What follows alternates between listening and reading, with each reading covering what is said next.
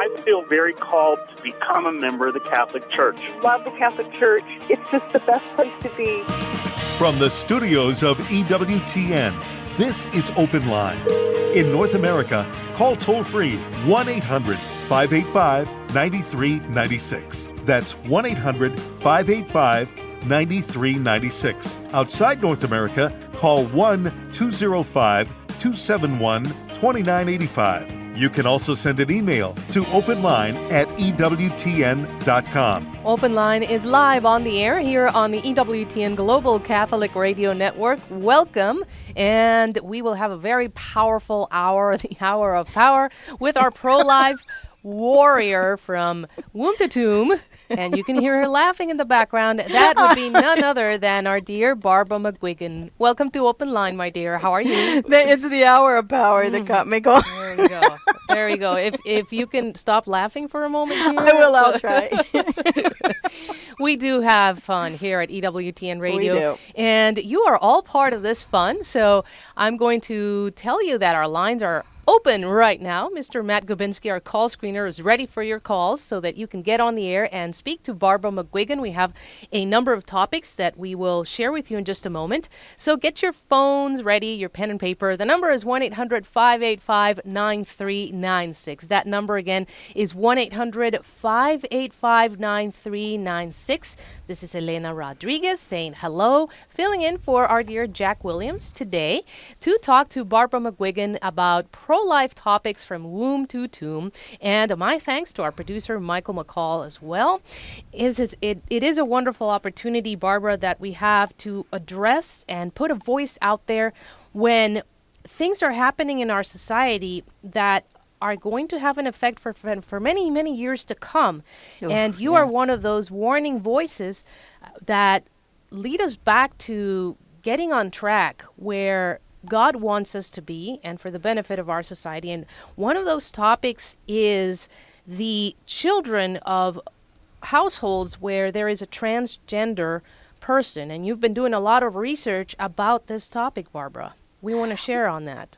Well, thank you, Elena. And this was all, the reason I was prompted to talk about this is a couple weeks ago, Father Paul Chek was on The Good Fight. He's the executive director of Courage International. Oh, yes. Awesome priest. And he made excellent points about the root cause of the whole homosexual gender identity and now transgender social constructs, right?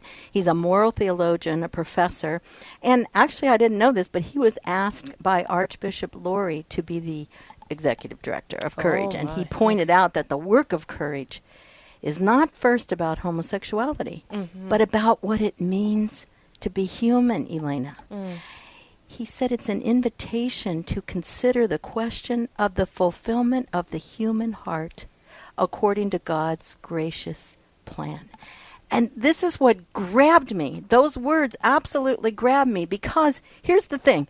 Unchaste and promiscuous behavior of all types, and I've been teaching chastity for a long time now, it's not just those related to homosexuality, unchaste and promiscuous behavior, but it's a reason for and a consequence of the whole thing of the confusion about identity and also, therefore, the widespread confusion about the fulfillment of the human heart, no matter what your attractions are, the fulfillment of the human heart.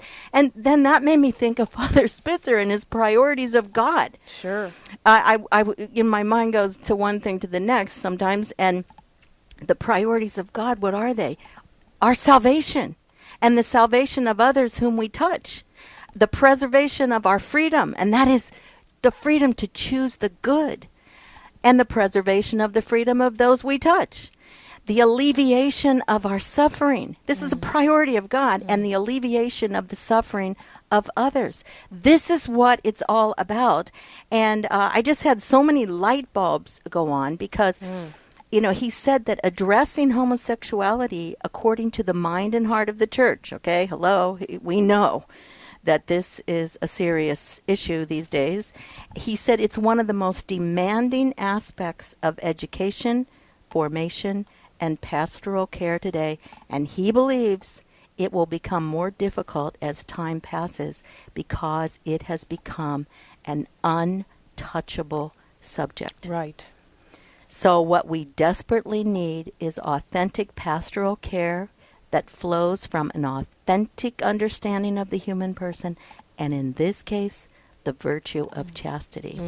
So we go ahead. Yes, no, I wanted to invite our callers again because we still have a few lines open. This is a good time to get in and talk to Barbara McGuigan, 1-800-585-9396. And if you are following us on the EWTN radio channel in YouTube, you can also participate in the chat. And our thanks to our dear Jeff Burson, Mr. Nice Person, handling social media today. Barbara, how important it is to maintain the distinguishment that is distinguished that the church is not imposing do this or don't do this just because the church wants to have a voice out there. And it's really there's really a reason, as you said, the practice of chastity has its benefits, and it's for our own survival. Absolutely. And see, that's what the whole thing is about. Our salvation, our preservation of freedom. They want all human beings. Our Holy Mother Church wants all human beings to go to God. That's the bottom line. That's why the church exists, to get us to heaven. And they want us to understand the truth and dignity of the human person and the mystery of the efficacy of grace. All is grace. Elena, we know this, especially after losing Mother Angelica. We realize how she operated constantly with God's grace, even to the fact of being pulled out. Can you imagine? You're a number one communicator, and you are pulled out of that responsibility which she embraced, and then you're silent for, what was it, 15 years? Something like that? Yes, exactly, 15 years. How could she do that without grace? So this is what we need to understand. So homosexuality then is not first about sex or about relationships. It's a misperception of identity, which can lead to a misdirected search, here again, to answer the desires of the human heart. Because how we understand ourselves, our identity, influences and even determines how we try to meet the needs and wants of the heart. So he gave the example at one point of a woman with same-sex attraction, and she says, I need to be wanted. Well, the difficulty is not in her need. We all want to be wanted, but in how she came to understand herself. So this is what the church's anthropology knows, that we are changed by our actions, by our choices, by anything involving the will, including the way we think about ourselves, the way we self-identify.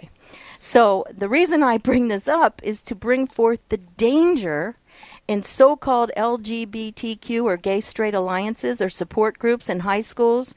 I know Mass Resistance is fighting this constantly in Boston, and it's in every state really, so out here in California as well. But because they lack a proper understanding of human nature.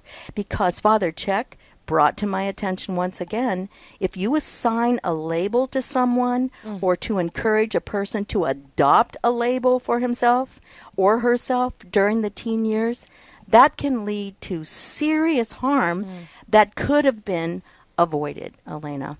So the words gay, lesbian, bisexual, transgender, or even questioning, because now they call themselves LGBTQ. Oh, is that the Q? Okay. That's the Q, questioning. Yeah, it imposes a template on someone. And this is so important because this is what Father got me all excited about talking about this, because a label is a form of judgment that risks injury to both justice and charity. So I became interested then in reading about this whole idea of being labeled, saying I am gay or I am transgender, because this is a misdirected inclination and will bring a person into collision with his or her true self. So I started to look up gender dysphoria because Bruce Jenner is now celebrated because he came out as Caitlyn.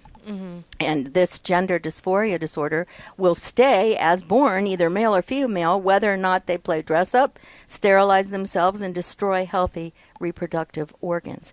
But what the media, Elena, keeps silent about all this is the fact that of those who put themselves through this imaginary transition, Yes. 41% will subsequently attempt suicide. Oh my goodness, to that level. Yes. And To I that understand level. Mr. Bruce Jenner is not happy. He wants to go back.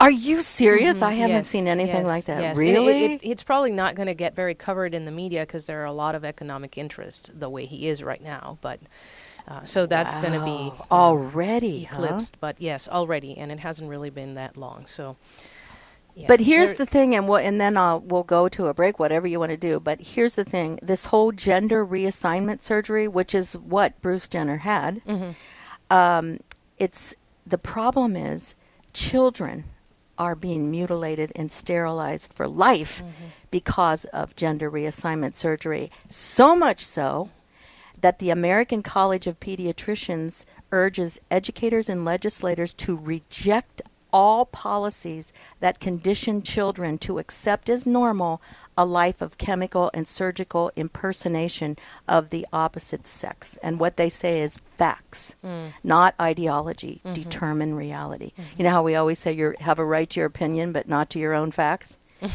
Okay, these facts are just something else. So maybe later on we can get to some of the facts if you want to. There is a lot to discuss, Barbara, and thank you very much for your deep research in this topic. We are speaking to Barbara McGuigan, our pro-life warrior, from tomb to womb and from womb to tomb here on EWTN Open Line. We still have a line open for you to call in and talk to Barbara, 1-800-585-9396. That number again is 1-800-585-9396, or also you can chat through our EWTN Radio YouTube channel. Stay tuned.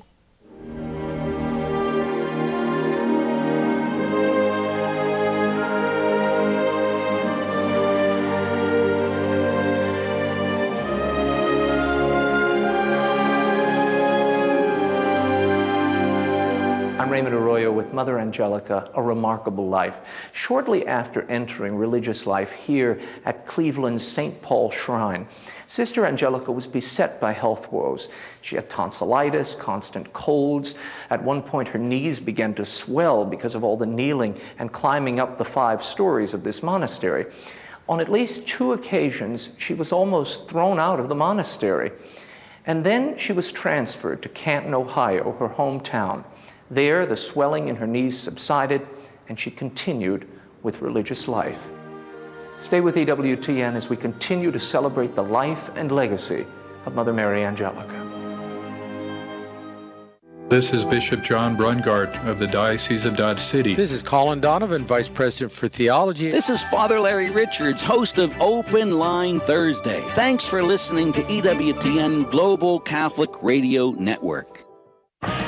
This is Open Line on the EWTN Global Catholic Radio Network. If you have a question or comment, call 1-800-585-9396. Outside North America, call 1-205-271-2985 or send an email to openline@ewtn.com. If you are just now joining us, this is Open Line on the EWTN Global Catholic Radio Network with our host today, Barbara McGuigan, speaking about chastity and all pro-life topics from womb to tomb. Well, Barbara, as you were just saying before we went to that break, and you mentioned the grace, the importance of grace, and how the life of Mother Angelica really reminds us that grace gives you the courage to, and grace in the present moment lets you get through all the trials in life. One of her beautiful quotes about love, because this is also about the correct understanding of love. Mother writes, and this is part of her conversation that she wrote, and we now have a book about this. She says, "Love, what secret must I find that will enable me to love you alone and above all things? To see you in my neighbor, in the sufferings of my life, and in the joys that are sprinkled here and there to give me a peek into heaven." What we finally want to do is get ourselves to heaven, salvation, as you mentioned it, Barbara. Mother Angelica expresses it so well and is so deeply spiritual. This book is available, and you can get it too if you want to pray with Mother Angelica. It's actually called Praying with Mother Angelica, Meditations on the Rosary, the Way of the Cross, and Other Prayers. And it is available through the EWTN Religious Catalog. You can go to EWTNRC.com. It is item number 8008. Or just remember, Praying with Mother Angelica. I use it in my personal time of prayer. I pray the rosary with it. It has meditations for each one of the mysteries. It has the Way of the Cross and other prayers, and also reflections by Mother Angelica. It's really a gem to have with you or to give as a gift. It's a beautiful book. And the meditations on the topics in the back of the book, Elena, those I love so much too. It's just a wonderful book. It's a good thing to just run through the table of contents, and they will just jump at you, and then you can turn to the page and read exactly what Mother Angelica has reflected on that specific particular topic. Beautiful. Well, Barbara, we are very blessed with listener calls. Let's go to Beth, who is listening to EWTN Radio through Peace Be With You Radio there in St. Petersburg, Florida. Beth, what is your question for Barbara McGuigan? Hi, Beth. Oh, I think we just lost Beth. Oh, Beth. All righty. Beth, if you're listening, please call us back. The number is 1-800-585-9396. That number again is 1-800-585-9396. Let's go to Kentucky, where Loretta is listening to EWTN Radio. Loretta, what is your question for Barbara McGuigan? Hi, Loretta. Hi, Barbara. The question, I guess, would be, don't you think that I'm getting over laryngitis, so my voice is a little funny. I'm sorry. You sound fine to us, though, as far as we can understand. Oh, yeah. I think that we are opening the door for Satan. When you raise a family, when you want your children to do the right thing, you don't coddle them and make them feel that it's all right. Abortion is not all right. Same-sex is not all right. Adultery is not all right. I think that we need to stay firm on these things. Everything is growing larger, which tells me that it's being handled wrongly. Well, you guessed that, right? That's for sure, because we have a nation that honors sin. See, and that is the big problem, because it's really a crisis in our civilization. And it's unprecedented, too, because, heretofore, people would stand up for the truth. But now everything's cattywampus, and that's precisely why Father Chuck said that homosexuality is an untouchable subject, because gay has become accepted wisdom in most polite circles today, as well as in schools. We know that. In the government, we know that. In corporate America and in the popular culture. Homosexual behavior is a normal and natural variation of life, is what is preached in this country today. And if you criticize it in any way, it amounts to ignorant bigotry, is what they will tell you. And it comes to a point where I believe even more pro-family groups won't disparage homosexuality now. Now, mind you, I'm not talking about the person. I'm talking about the action. See, that there's a big difference there. But when you have the American College of Pediatricians coming out, and really, I would like to send up a zillion balloons for their courage, because they have come out to say that, and it's a groundbreaking thing to say, that, and it's a conservative group. It's a socially conservative National Medical Association of Pediatricians and Healthcare Providers, and it's not affiliated with the larger American Academy of Pediatrics. But since they released this report, they have been inundated with emails from professionals supporting its stance. But according to its president, Michelle Cretella, the liberal LGBT supporting publications have accused the American College of Pediatricians of being a hate group. So you see, people say to me sometimes, "Oh, Barbara, you really need to go there. I mean, it doesn't have anything to do with me. I have a happy life, and it has nothing to do with me, and it never will." Don't think that way. Because they are trying to propose all kinds of legislation that would play out in real life, and it could personally affect you. Because if they have their way, the LGBT activists, Christian colleges attended by your children or grandchildren or both, could be forced to hire openly active homosexual or transgender professors or lose their accreditation, tax exemption, and millions of dollars. Your business or employer could face crippling fines. We've already seen that happen with the cake bakers, and what was the other thing, Elena? The cake bakers and something else. For not allowing cross-dressing in the workplace, even if such attire is a safety hazard. Your church or local church school could lose tax-exempt status if it refuses to hire practicing homosexuals, because this is all part of it. They want to infiltrate the culture as best they can, or to accommodate same-sex couples. Yes. There, that's Wedding what it flowers. was. Thank Wedding you, Michael flowers. McCall. Yeah, thanks, Michael. Thank God for Michael. Gender-neutral bathrooms. We're seeing that all over the place now. Public bathrooms and locker rooms. Despicable. So, the whole idea is this is something that we have to speak the truth about. Is that with charity, of course, no unjust discrimination against active homosexuals or transgenders or whatever, LGBT altogether. But it's something when the pediatricians group comes out and says that we all have been tethered to biological reality. The self-evident truth that prior to birth people develop either XY or XX genetic markers, and as such are objectively and shall forever remain either male or female. It's as plain as blue or pink is pink.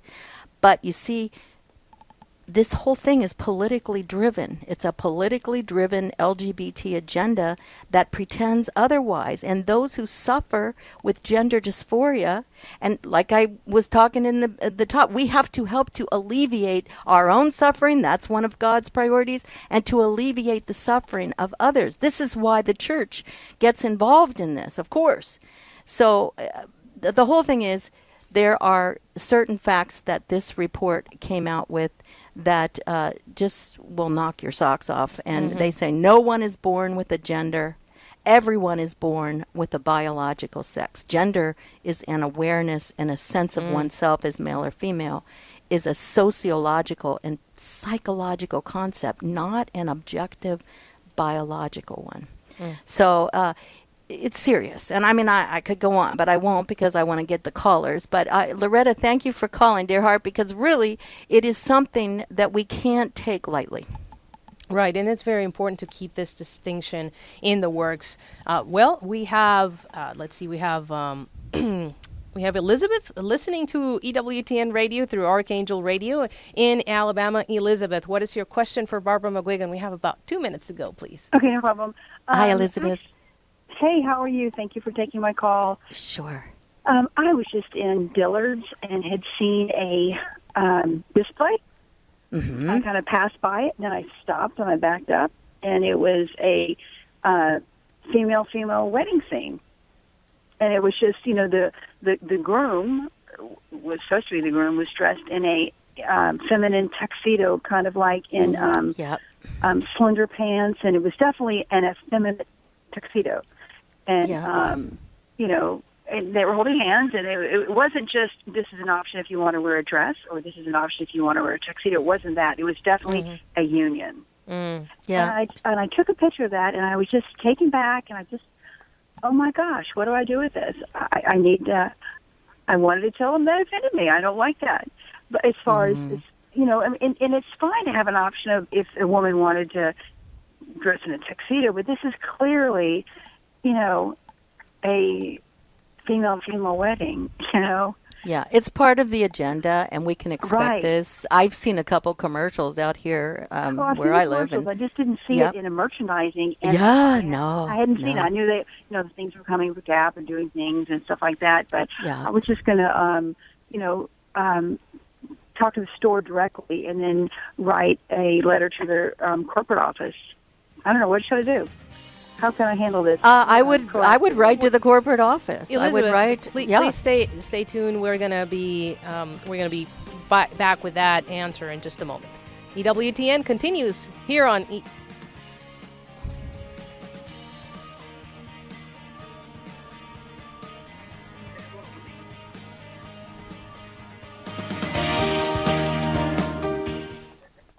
The woman caught in adultery felt worthless. She found a new identity when a man stood between her and her executioners. Let anyone without sin cast the first stone. One by one they walked away. Is there anyone left who condemns you? Neither do I. Go and sin no more. Peter felt unworthy when he first met Jesus. He fell to his knees and said, "Depart from me, Lord, I'm a sinful man." Jesus saw something more in Peter than he saw in himself. Come follow me. You'll be a fisher of men. St. Paul was a persecutor of Christians. In one of the simplest and most heroic acts in early Christian history, Ananias, who had been hiding from Paul, went to pray over him. He didn't say, "Saul, you murderer." He said, "Saul, my brother, our Lord sent me." Forgiven, fisher of men, brother. Have you defined yourself in light of your sin or weakness? Jesus is reaching out to you now, calling you by a new name. This is Chris Stefanik from RealLifeCatholic.com on EWTN Radio. Get an insider's look at the latest information from EWTN. Sign up for Wings, EWTN's weekly email newsletter. Get the latest information about live events, special features, and guests. Connect with EWTN on YouTube, Facebook, and Twitter. Just go to EWTN.com and click on the Wings link to sign up. Don't miss a minute of all that's happening at EWTN. Get your wings today. This is Patrick Coffin. Join me for Catholic Answers Live. It's 2 hours dedicated to Catholic apologetics and evangelization. Designed for Catholics and non-Catholics alike, it's your opportunity to hear from and talk with some of the leading apologists and theologians in the church today. You've got questions? We've got Catholic Answers. Catholic Answers Live, weekdays 6 to 8 p.m. Eastern on the EWTN Global Catholic Radio Network.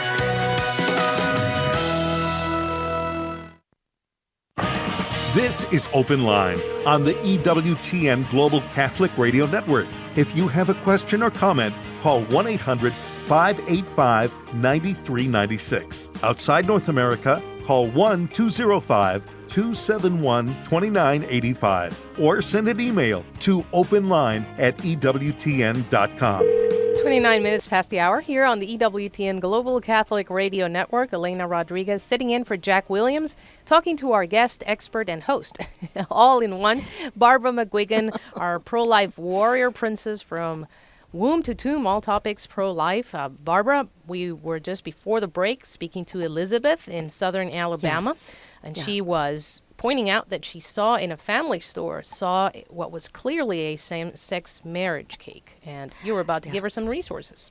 Yeah, well, Elizabeth, I think you should write to the head of the corporation, the head of Dillard's, whatever it is, or talk to the manager, first of all, if you want to do that first.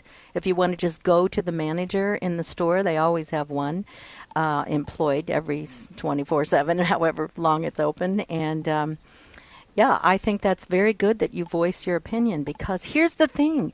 Christians' lives will be impacted. We've already seen it happening. And, we have a government and all of their allies who have insisted that there will be no exemptions because of your religious objections. That's what they're saying. That's a fact. And when you have a president who has signed on to this dangerous agenda as a critical part of his final year legacy, then we have to show strength. And that's what you would be doing. You would be showing strength.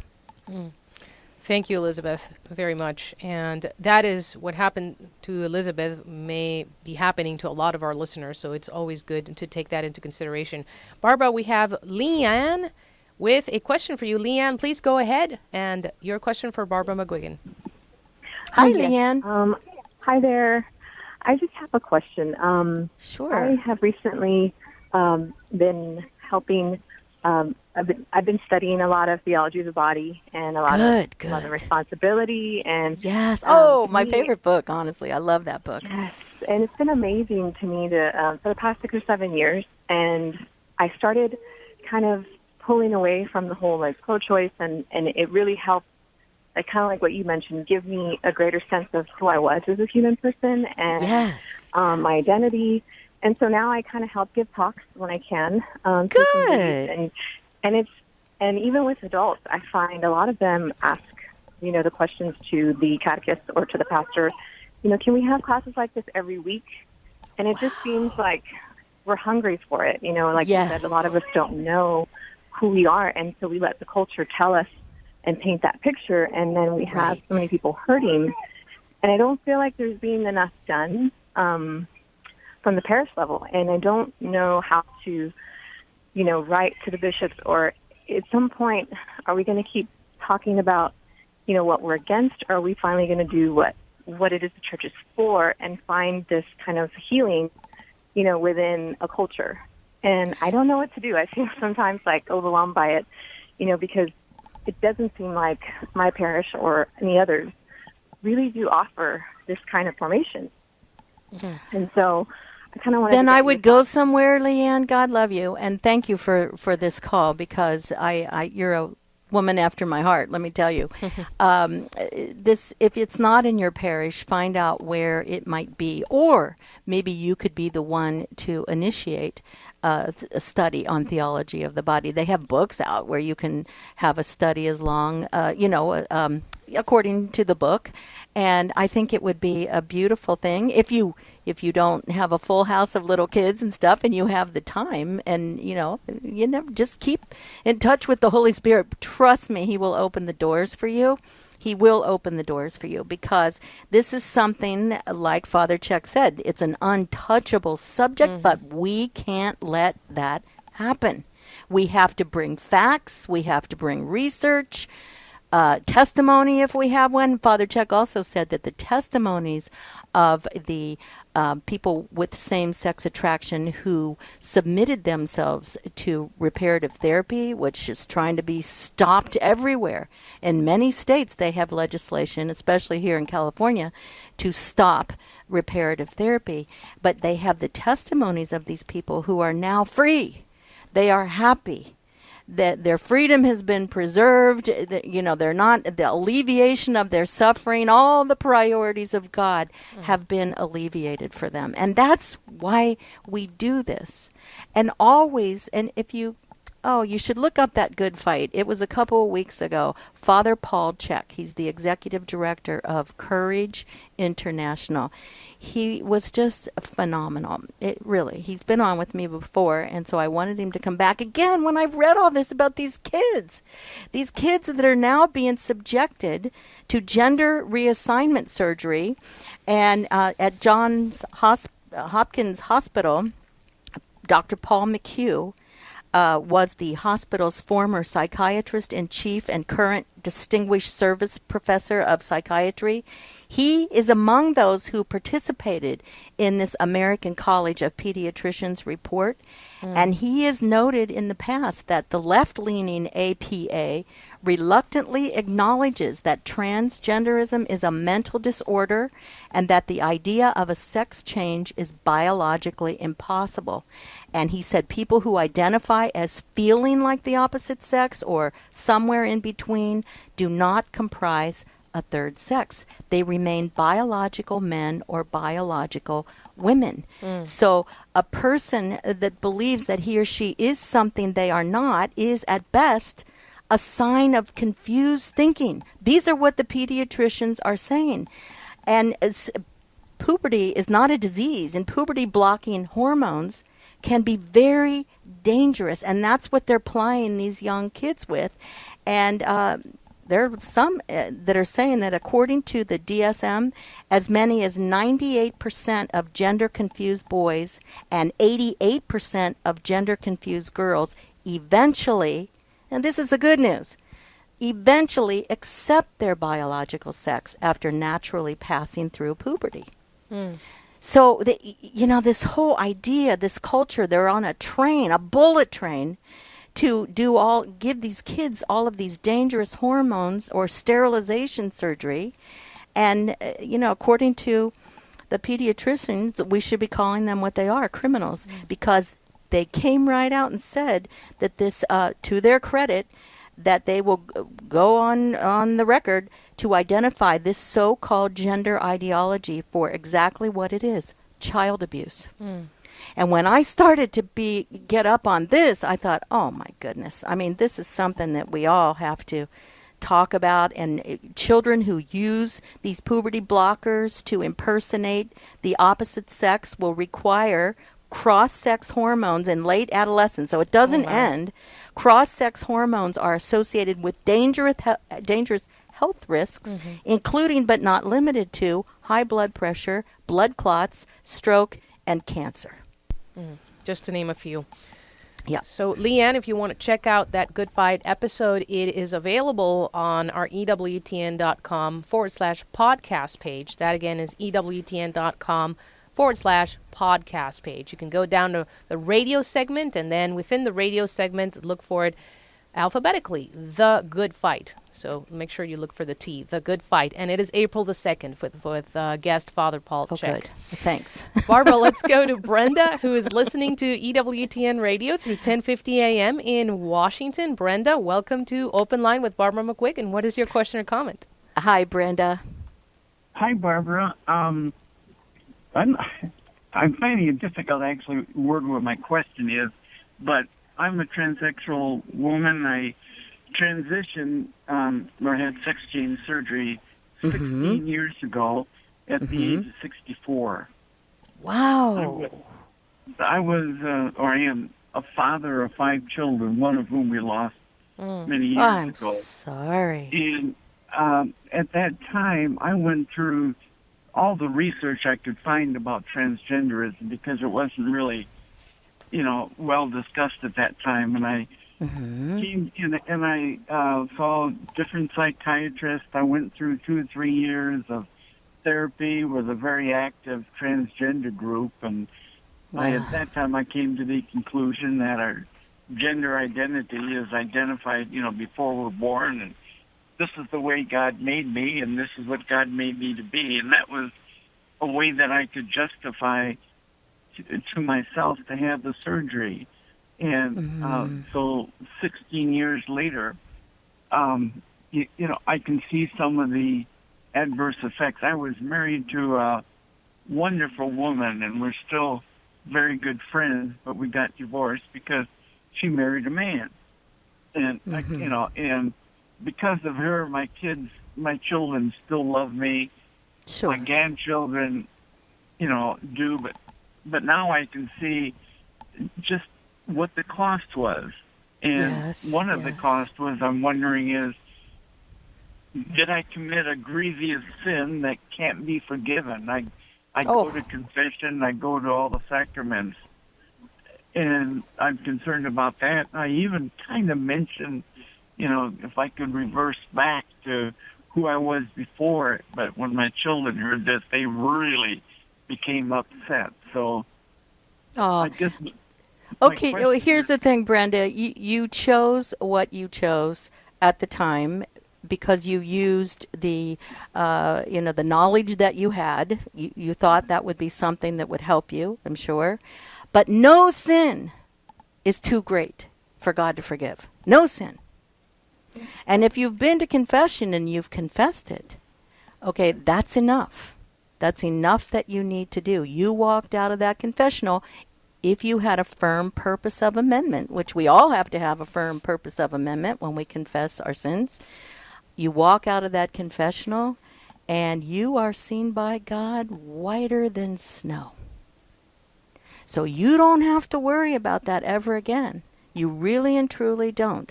But what I would advise you to do, if you could, is speak out. Give your testimony. Are you familiar with the man by the name of Walt Heyer, Heyer?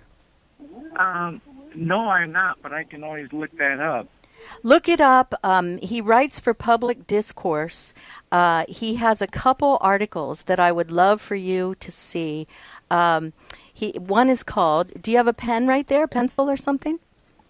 I'm just bringing up one right now. Okay, good. All right. We can wait. We've got time. It's no problem. Okay. Look for Public Discourse. Okay, that's the website. And it's thepublicdiscourse.com. Okay. Thepublicdiscourse.com. And Walt Heyer, Heyer. Yeah, can you hold on just a second? I got one of these phones you can write on it. Oh, okay. Technology here. Okay. Yeah, well, the technology seems to be beyond my capability. I keep losing everything. Don't worry. I think I've got one I can write on now. Whoops. Okay. Here's the title of the article, his most recent, as of April 5th. It's very good. It's Freedom to Change Your Life, why the government shouldn't ban reparative therapy. Oh, because you might want to join a group. You might want to join a support group, a Courage International support group or something like that. But you could probably contact Walt Heyer. I don't have his email address. I don't think if they listed at the bottom, I could give it to you. It looks like you could contact him through, let me see. He has many books, though. He has many books, Brenda, and he did the whole sex change thing, and he regrets it terribly.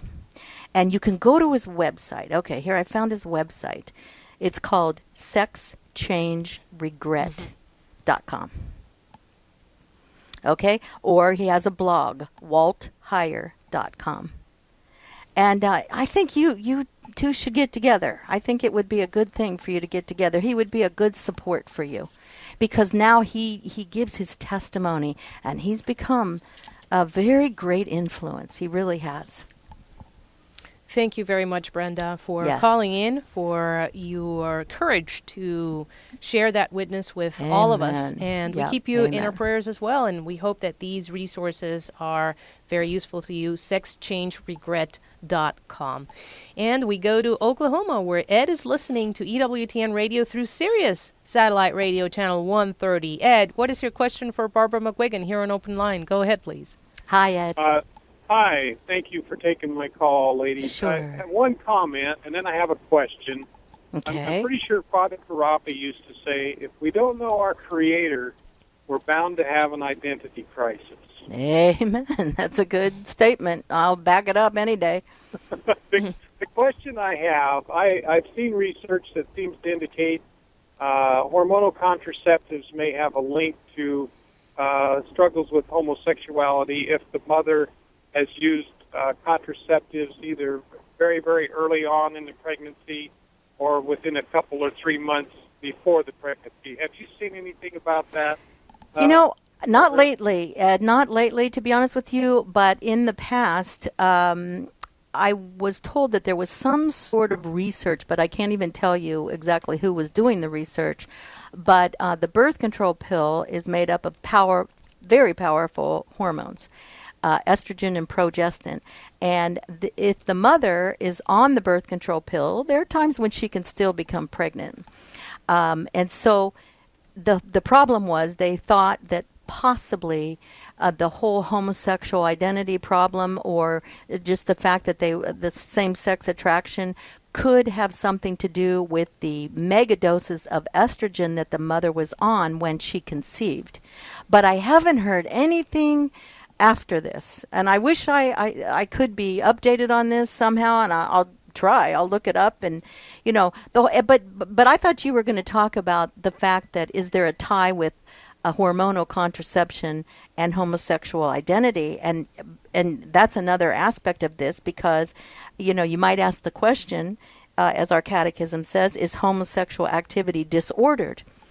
You better believe it, but so is contraceptive homosexual activity, since it's no longer ordered, per se, to procreation. So there is definitely a link, and it is definitely a cause definitely a cause. If a contraceptive couple is preventing birth, well, what's wrong with homosexuals preventing birth, having sterile sex? Same thing.